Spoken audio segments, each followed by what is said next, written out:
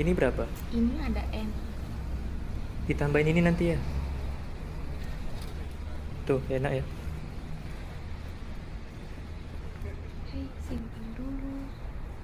Udah, nggak apa-apa guys. Nggak apa-apa, kalian kan lagi puasa. Sini duduk, kita bahas tugas sama-sama.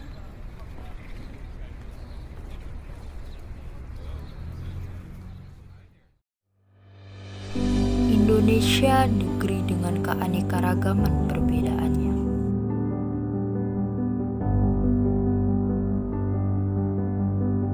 Sambung menyambung antar pulau yang ada.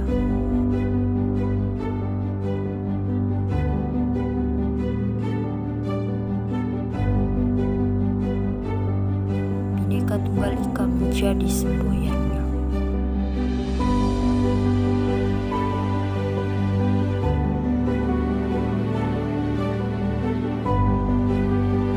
Berbeda-beda tapi tetap satu jua katanya.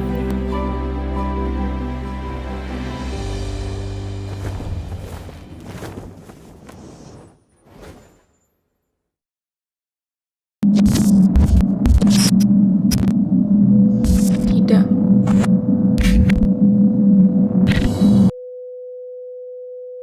Bagaimana bisa kita semua seyakin itu? Saudara, bentrok antar suku terjadi di Wamena Jaya Wijaya, Papua. Ada dua kelompok yang bentrok diduga akibat permasalahan keluarga. Perang antar suku antara warga Kabupaten Duga dan Kabupaten Lanijaya kembali terjadi. Tidurkah kalian selama ini? Pasca tragedi Trisakti, huru-hara terjadi bak teror yang menyeramkan. Para perempuan dan etnis minoritas jadi sasaran empuk intimidasi. Liana Ang masih ingat betul saat masa merampas dan membakar habis usaha restoran milik keluarga Liana di kawasan Meruya, Jakarta Barat. Liana masih berusia 18 tahun saat chaos terjadi. Dia ingat betul, 12 Mei 98, pembakaran ada di mana-mana. Kerabatnya lalu meminta Liana mengungsi untuk menyelamatkan diri. Katanya, jangan demi harta, pindah saja. Kalau mau ya ambil lagi barang besok. Keesokan hari, tiada upaya yang bisa Liana lakukan saat ingin menyelamatkan harta bendanya. Si jago api yang sengaja disulut massa melahap kanan kiri rumahnya dan perlahan merambat pada kediaman Liana. 13 pagi sudah penuh jalanan oleh nggak tahu massa yang dari mana yang kita kejadian begitu mengerikan. Saya nangis. Liana juga menyaksikan tidak hanya bangunan saja yang terbakar, nyawa manusia pun terenggut paksa karena keberingasan massa. Para puan yang mengalami kekerasan seksual adalah desain yang sengaja dirancang. Menurut Sandiawan, kekerasan seksual menyasar etnis Tionghoa. Ini memantik kemarahan dunia. Kurun Mei 98, TGPF. Butakah mataran hati kalian saat ini? Tim relawan mencatatkan data tertinggi korban meninggal dunia. Matikah indera yang kalian miliki? 250 orang. Buka mataran hati. Mencapai 160 Lihat keadaan saat ini. Komnas HAM menaksir Memandang jumlah najis korban bisa orang saja di luar melebihi diri angka yang sendiri. dirangkum TGPF. Tapi upaya pembungkaman jadi momok menakutkan.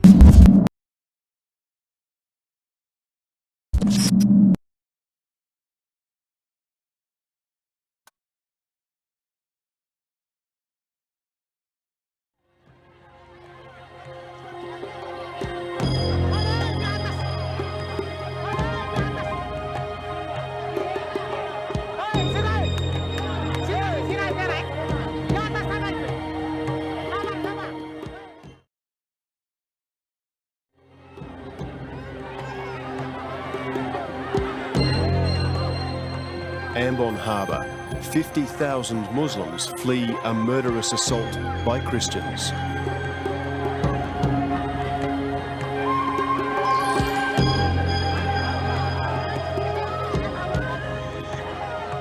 But these are the lucky ones. For those who didn't leave, attack would feed on attack, tolerance be lost in vengeance.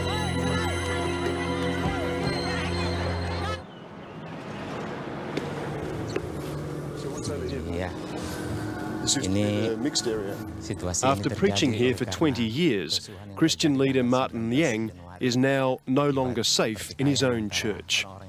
And from Silo's roof, you can see why. Besoknya kemudian ada pertikaian di daerah di sini dan kemudian terjadi pembakaran yang diawali dari mereka melempar api dari pihak saudara-saudara kita yang muslim melempar api dan kemudian terjadi.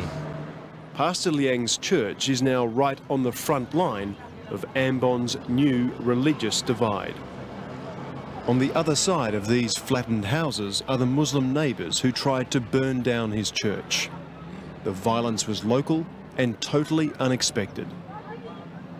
Kami sangat menyesal tapi juga terheran-heran kenapa tiba-tiba dalam kondisi yang aman damai perkelahian yang terjadi. Sampai sekarang kami masih bertanya kenapa.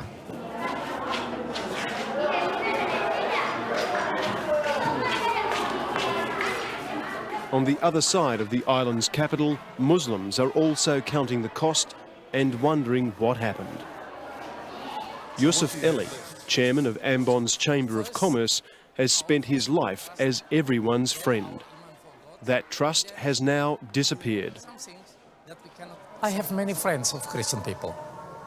We are live already just like brother and sister. And this crazy riots change everything. Jadi setelah todong, Yopi bisa menghindar. Yopi pulang ambil parang di rumahnya. Datang kejar itu yang namanya Salim.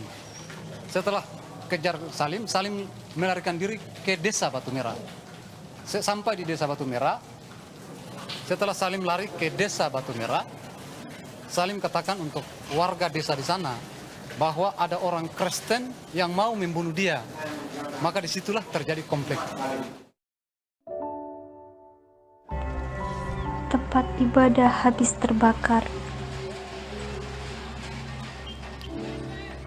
Toleransi hanya kata tanpa arti.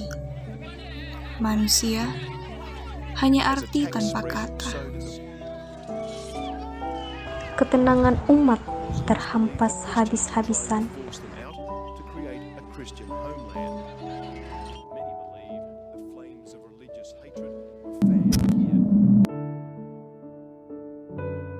Kapitalisme menjajah pribumi.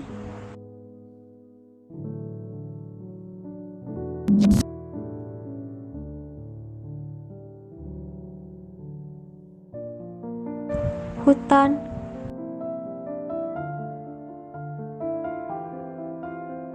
tambang, laut dieksploitasi.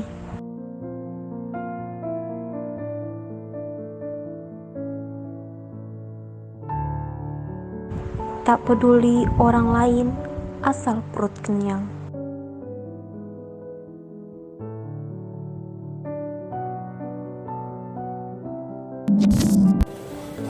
Eksis diri harus didahulukan. Foto sana, foto sini demi konten yang tak berperi kemanusiaan.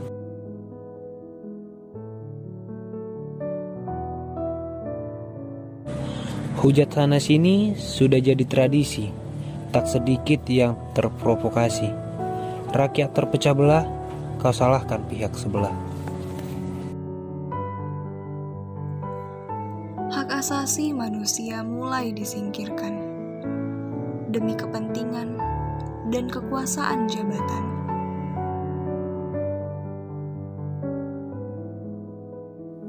Mau jadi apa Indonesiaku ini?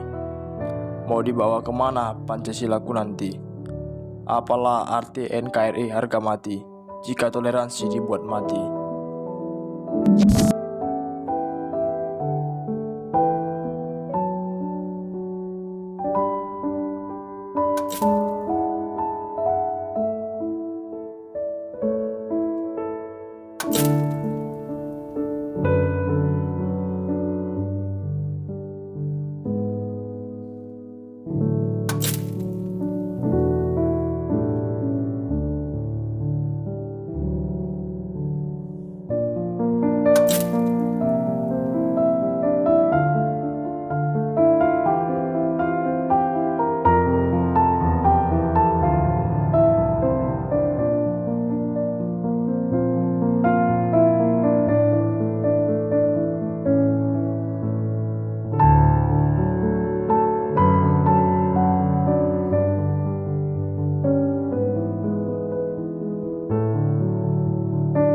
Saudaraku, yang terjadi telah berlalu.